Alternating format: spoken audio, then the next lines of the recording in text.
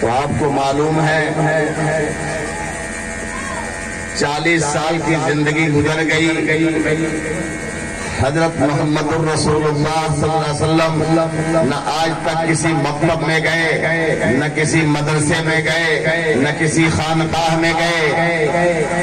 ان کو یہ بھی نہیں پتا تھا کہ استاد کیا ہوتا ہے اور شاگرد کون ہوتا ہے، کیا پڑھا جاتا ہے، کیسے پڑھا جاتا ہے، کیسے سیکھا جاتا ہے، کچھ علم نہیں تھا۔ جب ڈائریکٹ استاد نے آرڈر کیا کہ پڑھیے اقرا، تو انہوں نے عذر کیا،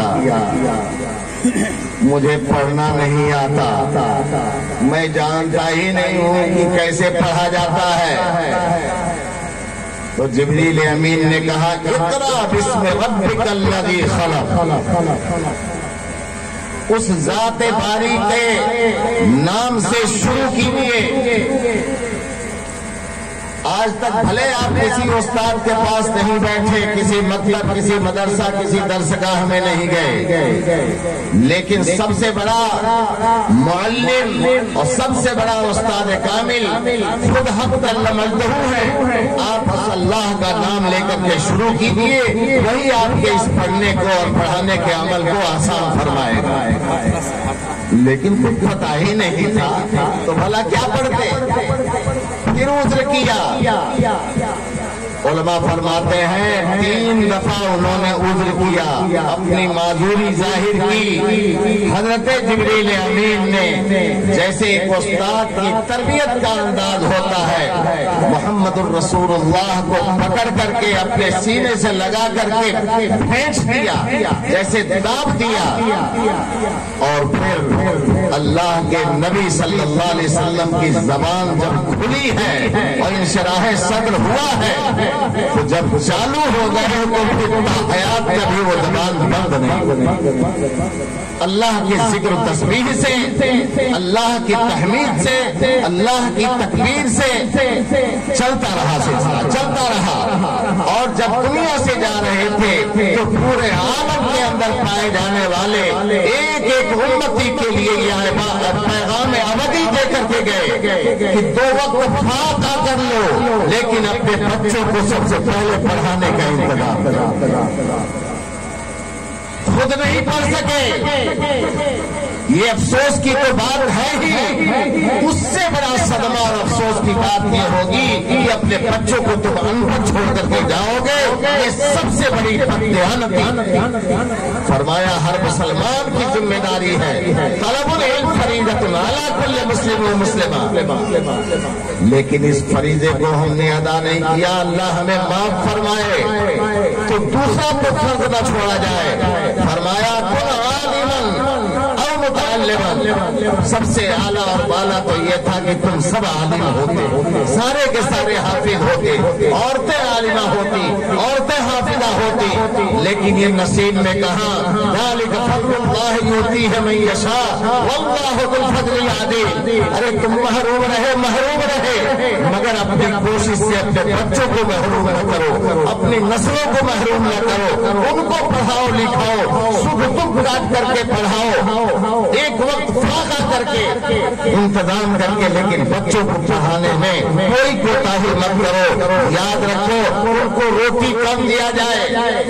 ان کے لیے اچھے کپڑے نہ دیے جائیں، بچپنے کا دور ہے گزر جائے گا،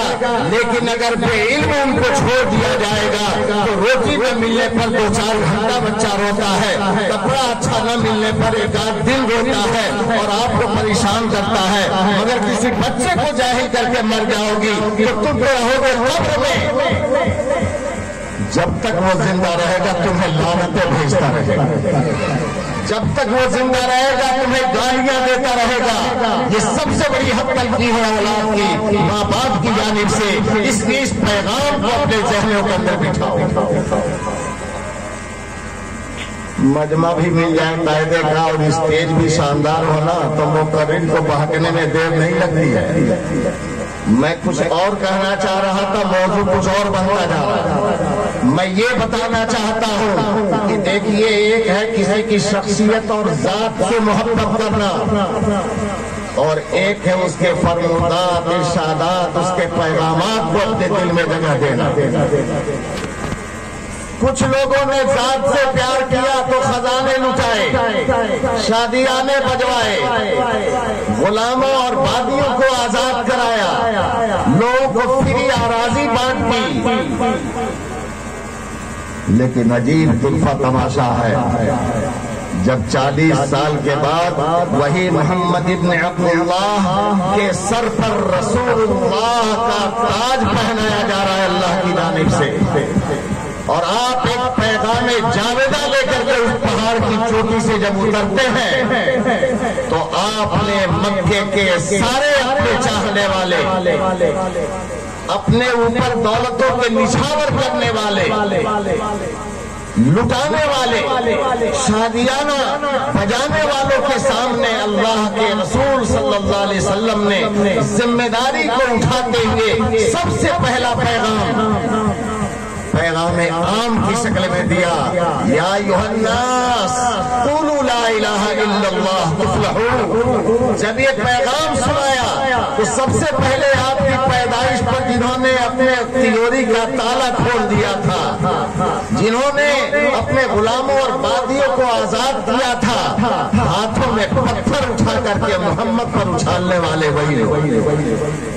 جنہوں نے آپ کی پیدائش پر شادیانے بجائے تھے، قمقمے لگائے تھے، چراغاں کیے تھے، خوب مٹھائیاں بانٹی تھی اور کھائے کھلائے تھے، ان لوگوں نے پیغام رسول کو سن کر کے عداوت والا حملہ سب سے پہلے میرے بھائیوں، ذات کی محبت ہم اس کے مکلف نہیں ہیں، کوئی ہے تو بتا دے، پوری دنیا کے لیے چیلنج ہے کسی کے بس کے اندر یہ بات جو محمد الرسول اللہ جیسی انگلیاں بنا لے،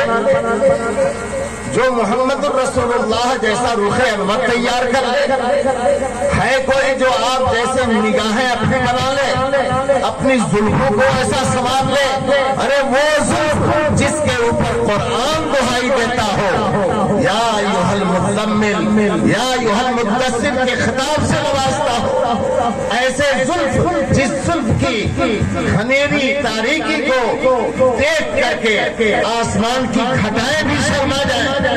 جس کے چہرے انور کی نورانیت اور چمک کو دیکھ کر کے چاند اور سورج بھی اپنا سر جھکا لے، کوئی نہیں کر سکتا۔ ہم نہ حضور جیسا اپنا ہاتھ پاؤں بنا سکتے ہیں، نہ حضور اکرم جیسا اپنا چہرہ اور مہرہ بنا سکتے ہیں، لیکن ایک بات ہے جس کے ہم اور آپ مکلف ہیں۔ ہاں، حضور صلی اللہ علیہ وسلم نمازیں کیسے پڑھتے تھے، حضور پاک صلی اللہ علیہ وسلم اپنے آگے پیچھے رہنے والے دوستوں کے ساتھ برتاؤ کیا کرتے تھے، حضور پاک علیہ السلام نے اپنی ماں کا کیسے احترام کیا، اپنے والد کا کیسے احترام کرتے تھے، اپنے بھائیوں کا، اپنے رشتہ داروں کا احترام کرتے تھے، پڑوسی کا کیسے احترام کرتے تھے، بھوکے سے کیا معاملہ کرتے تھے، کسی بکھرے ہوئے پچھڑے ہوئے گمراہ آدمی کو کیسے رہنمائی کیا کرتے تھے۔ یہ سیرت رسول اللہ صلی اللہ علیہ وسلم ہے۔ جب آپ نے اعلان کیا، اے لوگو لا الہ الا اللہ پڑھ لو کامیاب ہو جاؤ گے، تو انہوں نے جنہوں نے خوشیاں منائی انہوں نے تو پتھر چلایا، اور جن کا کہیں سے نام و شمار قطار میں بھی نہیں تھا، اب تک کوئی وجود بھی نہیں تھا، ان لوگوں نے آپ کے ہاتھ کو مضبوطی سے پکڑا، ان کی حمایت کا اعلان کیا، ان کی قیادت کے اندر چلنے کے لیے بے سر و سامان ہو کر کے اپنے آپ کو وقف کر دیا۔ میرے عزیزو، اس 40 سال کے بعد نبوت ملنے کے بعد جب پیغامات رسول اللہ صلی اللہ علیہ وسلم کا اجرا ہوا ہے تو قبول کرنے والے اور آپ کے اوپر آپ کی ایک آواز پر اپنی جان نچھاور کرنے والے سیدنا ابوبکر صدیق رضی اللہ تعالیٰ عنہ آتے ہیں، سیدنا عمر فاروق رضی اللہ تعالیٰ عنہ آتے ہیں، عثمان غنی ذی النورین رضی اللہ عنہ آتے ہیں، حضرت شیر خدا علی مرتضیٰ رضی اللہ عنہ آتے ہیں۔ یہ سارے لوگ وہ ہیں جو پیغام رسول کے اوپر دیوانہ ہوئے اور اس اس ولادت کو انہوں نے دل و جان سے قبول کیا، تو آج ان کی لسٹ الگ ہے، ان کی لسٹ الگ ہے۔ اب آپ کی مرضی ہے آپ کس لسٹ میں اپنا نام لکھوانا چاہتے ہیں۔ اللہ تعالی ہمیں اور آپ کو صحیح سوجھ بوجھ عطا فرمائے۔ میرے عزیزوں، وقت کی قلت ہے، بہت دیر تک آپ سے بات نہیں کی جا سکتی، چند نمونے کی باتیں آپ کے سامنے عرض کرتا ہوں۔ آپ کو بتایا گیا کہ آپ کی ولادت ہوئی، مکہ کی روش اور وہاں کا مزاج تھا، چونکہ شہری آبادی میں آلودگی زیادہ ہوتی ہے، گندگی زیادہ ہوتی ہے، کھلی ہوا نہیں ملتی، بچوں کی پرورش میں رکاوٹ محسوس ہوتی ہے۔ دوسری بات یہ تھی کہ شہر کی زبان کچھ اور تھی، دیہات کی زبان صاف ستھری ہوتی تھی، وہ ایک رواج تھا، ایک رسم تھی کہ ہر چھوٹے بڑے جس کے گھر میں کوئی نئی اولاد پیدا ہوتی تو اس کو دور دیہات میں بھیجا جاتا اس کے پالنے اور پوسنے کے لیے، اور اس کے لیے ماحول تھا۔ دیہات سے ہر طرح کی عورتیں، چھوٹے بڑے گھرانوں سے عورتیں آ کر کے شہروں میں ان بچوں کو تلاشتی تھی اور لے جاتی تھی، بھلے اس کے اوپر اجرت طے ہوتی تھی۔ جب رسول پاک علیہ السلام کا نمبر آیا ہے تو ایک خاتون جن کا نام سنہرے حرفوں سے لکھا جاتا ہے، قبیلہ بنو سعد کی ایک خاتون جن کا نام تھا حلیمہ، حضرت حلیمہ سعدیہ رضی اللہ تعالیٰ عنہ، بہت ہی غریب کمزور حیثیت والی۔ ان کی کمزوری کا پتہ اس سے چلتا ہے کہ جب صبح اپنے گھر سے چلی اپنی دبلی پتلی اونٹنی کو لے کر، جو واحد ذریعہ ہے آنے جانے کا مواصلت کا، نہ اس زمانے میں گاڑیاں تھی، نہ بسیں تھی، نہ کاریں تھی، نہ موٹر سائیکل، نہ اور کوئی ذریعہ تھا، اپنی پتلی دبلی اونٹنی کو لے کر کے چلی۔ وہاں پہنچتے پہنچتے تاخیر ہو گئی، اور جتنی عورتیں آئی تھی اپنے اچھے گھرانوں سے اچھے بچوں کو لے کر کے وہ واپس ہو رہی تھی، بہت ساری عورتوں کو تو انہوں نے دیکھا گود میں بچے لے کے وہ واپس اپنے منزل کی طرف رواں دوا ہے۔ اس وقت جب ہمارے ہاں بازار کہتے ہیں وہ سر رہا ہے، یعنی ختم ہو رہی ہے دکانیں، اس وقت حضرت حلیمہ سعدیہ پہنچی تو سب کی نگاہیں اونچی بلڈنگوں پر پڑ رہی تھی، سب کی نگاہیں مالداروں کے طرف تھی۔ وہ لے کر چلے گئے لوگ محمد عربی صلی اللہ علیہ وسلم، جو پیدا ہونے سے پہلے ہی یتیم ہو چکے تھے، سر سے باپ کا سایہ اٹھ چکا ہے۔ ایسے بچے کو کون جلدی سے گھاس ڈالنے والا